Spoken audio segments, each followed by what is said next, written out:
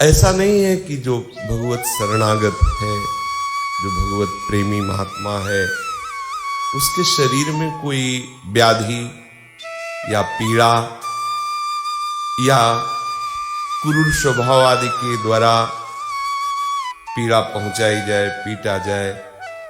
बोले तो भगवान के जन है, किसकी सामर्थ्य है कि इनके साथ ऐसा व्यवहार कर सके। न प्रारब्ध की सामर्थ्य है, न किसी क्रूर कर्मा हिंसक स्वभाव वालों की सामर्थ्य है, क्योंकि प्रभु उनकी रक्षा करते हैं। तो इसे जिससे पीटा गया या जिसके शरीर में भारी प्रारब्ध प्रतिकूल रूप से आया, तो मुझे लगता है कि ये क्या भगवत शरणागत नहीं है क्या? कभी ऐसा संशय न करना। श्री सनातन जी भगवत अवतारों में से है, कोई जीव कोटि के महापुरुष नहीं है। पूरे शरीर में वो मवाद युक्त खुजली, जैसे करो पीप निकल पड़े, ऐसे पूरे शरीर में। रामकृष्ण परमहंस जी भगवत स्वरूप महापुरुष है। बड़ा भयंकर कष्टप्रद गले में कैंसर। किसी भी महापुरुष के जीवन चरित्र को देखो, जिनके आप चरित्र को प्रकाशित रूप से थोड़े अंश में देख पा रहे हैं, तो हो सकता है उसमें वो विवरण ना हो जो उनके जीवन में आया। कृष्ण पक्ष वाला उसको न रखा गया हो। तो क्या हर भक्त के जीवन में, स्वयं हरिवंश महाप्रभु के भी शरीर में व्रण हुए, घाव, पीप हुआ, दिखाई दिया, बड़े बड़े तुलसियां को ऐसा पूरे शरीर में निकल आया।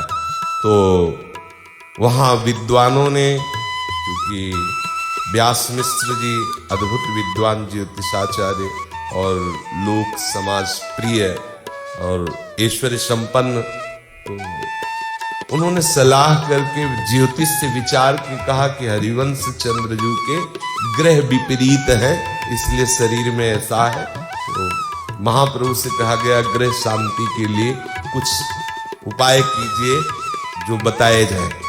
महाप्रभु ने 2 जो पद लिखे हैं स्फुट वाणी में, उसमें ही लिखा है। एक पद में है कि यदि सारे ग्रह विपरीत है और श्री कृष्ण की शरण में होकर श्री कृष्ण नाम जप कर रहा है, तो बेचारे गरीब बलहीन ये ग्रह क्या बिगाड़ लेंगे। और एक पद में कहा कि सारे ग्रह अनुकूल हैं, लेकिन गोविंद से विमुख होकर तुम्हारा जीवन व्यतीत हो रहा है, तो ये ग्रह तुम्हारा क्या सहयोग कर लेंगे। महाप्रभु ने कहा, प्यारी जू और प्यारे जू के चरणों के आश्रय के सिवा हमें किसी ग्रह नक्षत्र की शांति के लिए कोई अन्य क्रिया करने की आवश्यकता नहीं।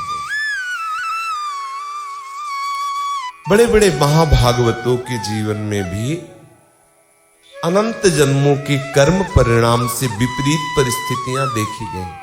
जैसे परम पवित्र, परम जितेंद्री भीष्म पितामह महाभागवत, जिनके द्वारा स्वप्न में भी शास्त्र विरुद्ध आचरण की वृत्ति नहीं उदय हो सकती। जागृत में तो संभव ही नहीं, स्वप्न में इसलिए कह रहे हैं कि उसमें शक्ति अपनी पूर्ण बुद्धि की नहीं लगती, क्या मन संकल्प कर ले। लेकिन ये उस कोटि के महापुरुष हैं जिनके स्वप्न में भी कभी शास्त्र विरुद्ध वृत्ति का उदय नहीं हो सकता। क्रिया और चेष्टा तो बात जाने दो। और आजीवन श्री कृष्ण प्रेम में उन्मत्त रहने वाले महाभागवतों में भीष्म पितामह जी, और 6 महीने बाणों की सैया पर। आश्चर्य है, आश्चर्य। इसलिए यहां अगला जो ब्रह्मा जी स्तवन में महामहिमा में सूत्र दे रहे, बोले एवात्म कृतम विपाकम। ये जीव विविध शरीरों में गया है पीछे। हो सकता है इसके द्वारा ऐसी गलतियां, ऐसी त्रुटियां हुई हो जो अक्षम्य हो। उन महान अक्षम्य अपराधों का मार्जन करने के लिए अतिशय दुलार करके मेरे प्राण प्यारे प्रभु ने जो विधान किया और वो इस शरीर में आकर प्रकट हुआ, उसे उत्साह युक्त होकर के, ये नहीं कि निराशा युक्त होकर के कि हाय प्रभु का भक्त हूं, प्रभु का नाम जप करता हूं, फिर भी मुझे शारीरिक कष्ट है, मेरे सामने ऐसी व्यवस्था आ गई है, ऐसी परिस्थिति आ गई। नहीं, भक्त ऐसा कभी नहीं करता और ना ही करना चाहिए। यद्यपि जब परिस्थिति आती है तब आपकी स्थिति ही काम करती है, बुद्धि काम नहीं करती। आपकी जो स्थिति होती है, अगर आपने वास्तविक अपने आप को शरणागत कर दिया है तो आपको समझाना नहीं पड़ेगा, उस समय वो स्फुरण ही वही होगा जो शास्त्र कह रहा है। वो कृपा का भली भांति अनुभव करने वाला उपासक निर्विकार भाव से प्रारब्ध को भोग लेता है। दुखद या सुखद दोनों प्रारब्ध विकार पैदा करते हैं। जब अनुकूल और सुखद प्रारब्ध आता है तो हर्ष विकार पैदा करता है।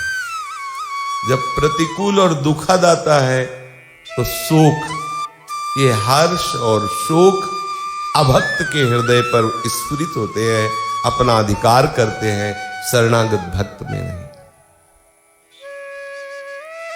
प्रेम पूर्ण गदगद वाणी से, पुलकित शरीर से समर्पित हुआ भी प्रतिपल समर्पित होता रहता है।